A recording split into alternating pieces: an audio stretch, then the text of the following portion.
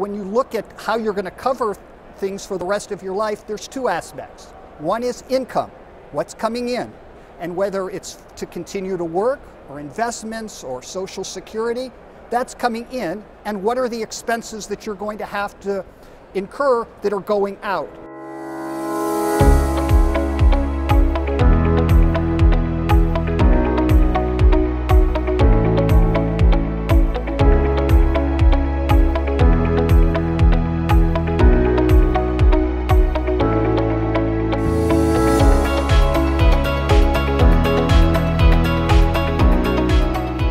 So looking from the income, or maybe potentially working longer, and people are in many cases having to look at creative ways to work longer because they're thinking 30 to 35 years, that's a long time.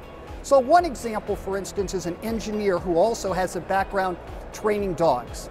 And he was looking at his projections and he said, wow, I'd like to still work, but I'm tired of being an engineer. And we talked about, what about training dogs like you used to? And he said, well, how do I make money doing that?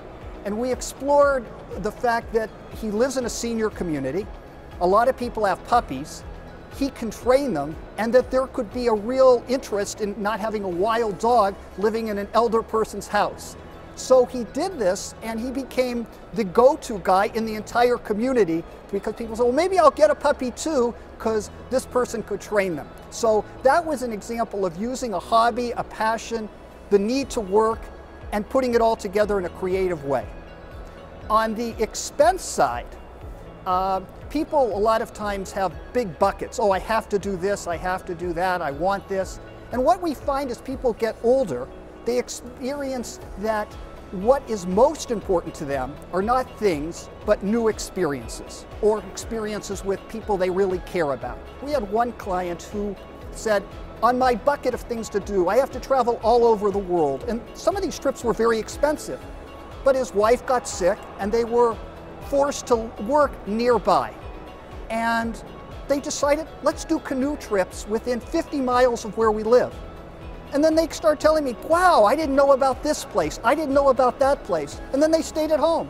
So the expense of this trip were very low, but the trips were as fulfilling as if they had gone anywhere in the world. So it's the ability to have experiences that are meaningful, but not necessarily costly, that can be creative, but they also can be fun.